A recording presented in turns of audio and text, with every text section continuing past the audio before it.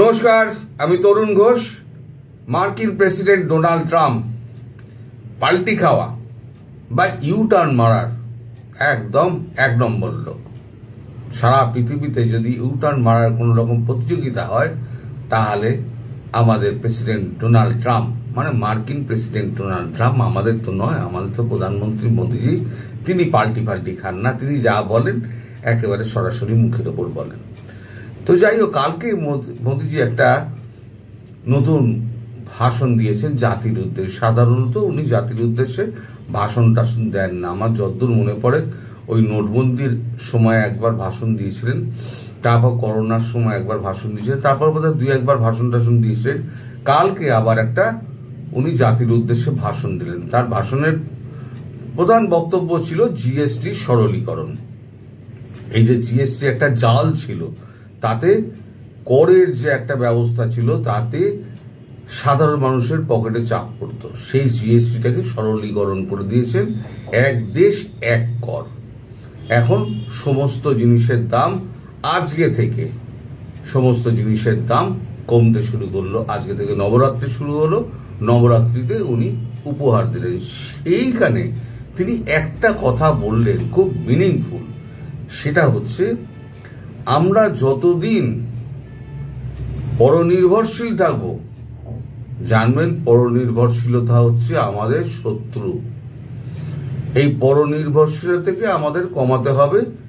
Mission 2047 যে আমাদের যে টার্গেট আছে তার মধ্যে আমাদের সম্পূর্ণ স্বনির্ভর হতে হবে। তার জন্য সমস্ত রাজ্য সরকারগুলোকে বলছি, আপনারা সমস্ত রকম সুবিধে প্রদান করুন এবং যারা যারা ফ্যাক্টরি স্থাপন করতে চায় তাদেরকে সমস্ত রকম সাহায্য করুন। অর্থাৎ এই মুহূর্তে ওনার এই বক্তব্যটা সরাসরি গিয়ে পড়ছে বকলমে আমেরিকার উপরে। কারণ আমেরিকা যে কাণ্ডগুলো করছে, এখন আমেরিকার সঙ্গে আমাদের খুব একটা ট্রেড ফ্রেড নেই। মানে আমেরিকা না পাঠালে পরে আমরা মরে যাব এরম কিছু নেই। আমেরিকার অস্ত্রশস্ত্র আমরা তো কোনোদিনই খুব একটা কিনি না, আমরা বরাবরই রাশিয়া থেকে কিনি। রাশিয়া থেকে এখনো কেনা অব্যাহত আছে। এখন আমেরিকা আমাদের উপর চাপাচাপি করছে যে F-35 কেন, F-22 বলছে না, কিন্তু F-35 কেন। ভারত বলছে F-22 দিন, F-22 দেবে না, দেবে F-35। আর F-35 এর অবস্থা যেটা সেটা আপনারা দেখেছেন, তিরুবনন্তপুরমে আমরা লক মেরে রেখে দিয়েছিলাম প্রায় 1 মাস, উড়িয়ে নিয়ে যেতে পারিনি। পরে একদম যন্ত্রপাতি খুলে একেবারে C-130 চাপিয়ে সমস্তটা নিয়ে চলে গিয়েছে। এই হচ্ছে আমেরিকার F-35 এর। তারপরে তো ক্র্যাশ ফ্র্যাশ হচ্ছে, তা বদনাম পুরো হয়ে গিয়েছে। মানে F সিরিজের একটা বদনাম হয়ে গিয়েছে। তা আমাদের আমেরিকার ওপরে খুব একটা আমাদের নির্ভরশীলতা নেই। কিন্তু এই যে উনি মানে একটা করলেন ভিসা নিয়ে, যে খেলাটা খেললেন, নিত্য নতুন তো একটা খেলা খেলছেন, এরপরে আরো খেলবেন, এখানে শেষ নয়, আরো খেলবেন। তো এই নিত্য নতুন খেলাতে মোদিজি খুব বিরক্ত হয়েছেন, এটা বোঝা গেল। তাই তিনি বলছেন যে এই যে কাজের জন্য, মানে ওনার বক্তব্য যেটা বিটুইন দ্য লাইন্স যেটা দাঁড়ায়, আমরা কাজের জন্য বা পরনির্ভরশীলতার জন্য এখানে কাজ পাচ্ছি না, আমরা বিদেশে যাচ্ছি, বিদেশে ভালো ভালো কোম্পানিগুলো আমরা চাকরি করছি, সেখানে আমরা ভালো আয় করছি, সেখানে থাকছি, উন্নত দেশে থাকছি। আমরা আমাদের দেশকে আমাদের উন্নত করতে হবে, ওই সমস্ত ফ্যাক্টরিকে আমাদের দেশে নিয়ে আসতে হবে, তাহলে আমার দেশের লোক আমার দেশেই থাকবে, আমার পরনির্ভরশীলতা কমবে, আমার মাইক্রোচিপস থেকে সেমিকন্ডাক্টর সমস্ত কিছু আমাকেই তৈরি করতে হবে। তার জন্য মিশন 2047 তাকে একটা রেড লাইন ধরা হয়েছে। ওই টাইমের মধ্যে আমাদেরকে ওই জায়গায় পৌঁছাতেই হবে। এখন 2014 সালে উনি যেটা তো শুরু করেছিলেন, 2025 সালে এসে কিছুটা হয়েছে, আর বাকিটুকু পথ উনি করে দিয়ে যাবেন, বা ওনার পরবর্তী যিনি আসবেন তিনিও নিশ্চয়ই, প্রত্যেকটা প্রধানমন্ত্রী ভারতবর্ষে কিছু কিছু অবদান রয়েছে, বাকি যে প্রধানমন্ত্রী আসবেন তাদেরও নিশ্চয়ই অবদান থাকবে, এবং 2047-এ আমরা আমাদের টার্গেটে পৌঁছে যাব ধরে আশা করছি। এবার আসি ডোনাল্ড ট্রাম্পের কথা। ডোনাল্ড ট্রাম্প তিনি ইউটার্ন মারার জন্য তিনি বিখ্যাত। এবার আবার একটা ইউটার্ন মারলেন। ইউটার্ন কিরাম মারলেন?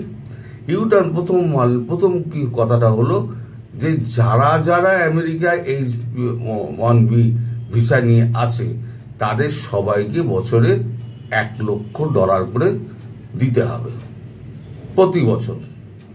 তারপর যখন সব টাকা পয়সা সব হু করে উঠতে আরম্ভ করে গেল, দেশীয় কোম্পানিগুলো সমস্ত যখন একেবারে হই হই রই রই করলো, দেশের মধ্যে অস্থিরতা তৈরি হয়ে গেল, তখন উনি আবার বললেন যে না না না না, ওইটা আমি বলিনি, ওই ল্যাপিডকে দিয়ে, মহিলাকে দিয়ে উনি একটা প্রেস কনফারেন্স করে দিলেন, ওটা আমি বলতে চাইনি। আসলে আমি বলতে চেয়েছি যারা এখানে আছে তাদের কোনো অসুবিধে নেই, যারা বিদেশে বেড়াতে গেছে তারা ফিরে আসুক, তাদের কোনো অসুবিধে নেই, যারা নতুন আসবে তাদেরকে প্রতি বছর $1,00,000 করে তাদেরকে ফিস দিতে হবে। এবার গতকালকে আবার পাল্টি খেলেন, গতকালকে পাল্টি খেয়ে আবার উনি কি বললেন যে না, প্রথমবারে যখন ঢুকবেন তখন তাকে $1,00,000 টাকা দিতে হবে ভিসার সঙ্গে সঙ্গে, ভিসা পেতে গেলে, H1B ভিসা পেতে গেলে, তারপর আর দিতে হবে না। এরপরে আবার কোথায় গিয়ে দাঁড়াবে যে ব্যাপারটা, সেটা এখনো পর্যন্ত জানা যায়নি। এই মানুষটা যে কি করতে চায় আর কি না করতে চায় এ তো কেউ বুঝতে পারবেন না। আমি কতগুলো খবর আপনাদের বলি, কিন্তু শেষের যে খবরটা হচ্ছে সেই খবরটার জন্য অপেক্ষা করুন, তাহলে আপনারা বুঝতে পারবেন ডোনাল্ড ট্রাম্প চরিত্রটা কি, ওনার মানসিক ব্যাধি আছে না কি আছে, সেটা কিন্তু বলা খুব মুশকিল। আপনারা যা কল্পনা করতে পারেন না, আমরা যা কল্পনা করতে পারি না, সেটাই উনি মুখ দিয়ে বলেন আবার, এবং সেটা বেশ উচ্ছ্বাসের সঙ্গে বলেন। তা যাই হোক, এইবারে ওনার চোখ পড়েছে আবার এই আফগানিস্তানের দিকে। আফগানিস্তানে বাগরাম এয়ারবেস তার দখল করতে হবে। তিনি আবার বলেছেন আমি কি করতে পারি তো আপনারা সব জানেন, তা বাগরাম এয়ারবেস আমার চাই। তা এখন আফগানিস্তানের রিয়াকশন হচ্ছে আমেরিকাকে 1 ইঞ্চি জমিও দেবো না, হুঙ্কার তালিবানদের। তার মানে আর একটা যুদ্ধের প্রস্তুতি উনি নিচ্ছেন। তার মানে উনি যুদ্ধ থামাতে এসেছিলেন নাকি যুদ্ধে জড়াতে এসেছিলেন, সেটাই এখন বড় প্রশ্ন হয়ে উঠেছে। তারপরে উনি যারা দাবি করছেন, আজকের কাগজেই সব বেরিয়েছে, তারপরে উনি যেটা দাবি করছেন, আনন্দবাজার ঘাটলেই আপনারা পেয়ে যাবেন। তারপরে উনি দাবি করছেন যে আমাকে নোবেল দিতে হবে। কেন? আমি তার খবরটা পুরোটা পড়ে শোনাই, তাহলে পরে আপনারা একটুখানি বুঝতে পারবেন। 7টি যুদ্ধ থামিয়েছেন, এবার তো নোবেল শান্তি পুরস্কার পাওয়াই উচিত। শনিবার ফের একবার এই দাবি করলেন মার্কিন প্রেসিডেন্ট ডোনাল্ড ট্রাম্প। এই দিন আমেরিকান কর্নারস্টোন ইনস্টিটিউটে ফাউন্ডেশন নামে তিনি এও দাবি করেন যে ভারত পাকিস্তানের যুদ্ধ থেমেছে তার মধ্যস্থতাতেই। ট্রাম্পের কথায় আমরা শান্তি চুক্তি করাচ্ছি, যুদ্ধ থামাচ্ছি। ভারত পাকিস্তানের কথাই ভাবুন, জানেন কিভাবে যুদ্ধ থামিয়েছি? বাণিজ্য চুক্তির মাধ্যমে। ভারতের ক্ষেত্রে বলেছিলাম যুদ্ধ না থামালে আমরা বাণিজ্য চুক্তি করব না, তারা থেমে গেল। ট্রাম্পের দাবি তিনি ভারত পাকিস্তান ছাড়াও Thailand, Cambodia, Armenia, Azerbaijan, Kosovo, Serbia, Israel, Iran, মিশর, ইথিওপিয়া, রুয়ান্ডা, কঙ্গোর যুদ্ধ থামিয়েছেন। এবার আপনি বাকি কথা আমি বাদ দিলাম, বাকি কথা আমি কিছু ধরলাম না। উনি যে বলছেন উনি হুঙ্কার দিয়ে উনি ট্রেড ডিল করবেন না, এই হুঙ্কার দিয়ে উনি ভারত পাকিস্তান যুদ্ধ থামিয়েছেন। ট্রেড ডিল হলো? ট্রেড ডিল কি হয়েছে? ট্রেড ডিলের লোকজন তো সমস্ত আপনার তো খালি হাতে ফিরে গিয়েছে। এখন তারা আবার ওখান থেকে নেমন্তন্ন করছে যে আপনারা একবার আসুন, আপনার সঙ্গে আমরা আবার ফের একটা আলোচনায় বসতে চাই, আমরা আমাদের কিছু কিছু পয়েন্ট নিয়ে কথা বলবো, আমরা ওপর মোবাইলে কথা বলেছি, আপনাদের পয়েন্টগুলো আমরা আলোচনা করেছি, সেখান থেকে আমরা পয়েন্ট চুজ করে নিয়ে আমরা আলোচনায় বসবো। ভারত বলেছে ঠিক আছে, ঠিক আছে, আপনারা যদি করতে চান আমি যাব। ভারত হয়তো এই মাসের শেষের দিকে আবার ভারতীয় প্রতিনিধি দল হয়তো মার্কিন যুক্তরাষ্ট্রে যাবেন। ফলে ওনার যে ওই যে হুঙ্কারটা না, ওই হুঙ্কারটা কিন্তু কাজে এলো না।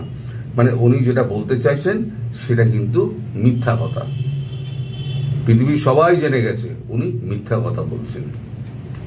শেষ যে খবরটা যেটা দিয়ে বলছিলাম ওনার চরিত্র চেনা যাবে, উনি কি ধরনের মানুষ। এখানে একটা খবর বেরিয়েছে, বাইডেনের ক্যান্সার নিয়ে কুকথা ট্রাম্পের। আপনি ভাবুন, বাইডেনের ক্যান্সার হয়েছে, তাকে নিয়ে কুকথাটা কি? ওয়াশিংটন ডিসি 21 সেপ্টেম্বর কদর্য ভাষায় পূর্বসূরিকে আক্রমণ করলেন মার্কিন প্রেসিডেন্ট ডোনাল্ড ট্রাম্প। প্রাক্তন প্রেসিডেন্ট জো বাইডেনের বাবা মা তুলে গাল দিয়ে থামলেন না, তিনি তুলে আনলেন মারণ রোগের প্রসঙ্গ। ভার্জিনিয়ার মাউন্ট ভেননে এক অনুষ্ঠানে বাইডেনকে প্রথম খারাপ মানুষ এবং অত্যন্ত বোকা বলে উল্লেখ করেন ট্রাম্প। তারপরে প্রাক্তন প্রেসিডেন্ট সম্পর্কে ব্যবহার করেন অত্যন্ত খারাপ শব্দবন্ধ। এখানেই না থেমে ট্রাম্প বলেন, এখন তো বাইডেনের খুব খারাপ সময় চলছে, তাই বলে আবার ওই বদমাইশটার জন্য যেন মন খারাপ করবেন না। 82 বছর বয়সী বাইডেন প্রস্টেট ক্যান্সারে আক্রান্ত। কয়েক মাস আগেই চিকিৎসকরা জানিয়েছিলেন ক্যান্সার অনেক দূর ছড়িয়ে গিয়েছে, আর নিরাময় সম্ভব নয়। সংবাদ সংস্থা, এবার আপনারা বলুন, একটা মরণাপন্ন মানুষ যে কদিন বাদে, তার বাঁচার কোনো নিশ্চয়তা নেই, কদিন বাদে তিনি মারা যাবেন, তার সম্পর্কে এই মানুষটা এই কথা বলছে। তার মানে এর মানসিকতা আপনারা বুঝতেই পারছেন। এই উন্মাদ নাকি বদ্ধ উন্মাদ, নাকি এ মাথার মধ্যে কিছু নেই, এটা ব্যাখ্যা করা যাবে না। এই মানুষকে কোনো আপনি ব্যাখ্যা করতে পারবেন না। ফলে এর ওপরে কেউ ট্রাস্ট করবে? মার্কিন প্রেসিডেন্ট খারাপ ভালো যারা আগে এসেছিল তাদের একটা ক্লাস ছিল। শশী থারুর যেটা বলেছেন যে অনেক প্রেসিডেন্ট আমি মিট করেছি, অন্তত 5টা প্রেসিডেন্ট মিট করেছি, কিন্তু তাদের মধ্যে একটা ক্লাস ছিল, ভালো হোক মন্দ হোক একটা ক্লাস ছিল। মানে ইনি ওর মধ্যে পড়েন না। তিনি আর কোনো বাজে কথা বলেননি, হ্যাঁ, তিনি বলছেন উনি এর মধ্যে পড়েন না, উনি গুনতিতে আসেন না আর কি। মানে বিশ্ব জুড়ে বাইডেনের বিরুদ্ধে, ডোনাল্ড ট্রাম্পের বিরুদ্ধে একটা বিরূপ জনমত তৈরি হচ্ছে। তিনি নিজেই এটা করছেন, তিনি জেনে শুনে করছেন না জেনে করছেন, তিনি ভুলভাল বকেন না কি বলেন আমি জানি না। যে মরণাপন্ন মানুষের ব্যাপারে যে এই কথা বলতে পারে, সে সমস্ত রকম কাজ করতে পারে বলে আমি আজকে নিশ্চিত হয়ে গেলাম। আরো অনেক খেলা দেখতে বাকি আছে, আরো অনেক খেলা দেখাবেন উনি, তার জন্য আমরা ওয়েট করে থাকি। আর আপনারা সবাই ভালো থাকবেন, সুস্থ থাকবেন এবং সাবধানে থাকবেন, এই কামনা করি। নমস্কার।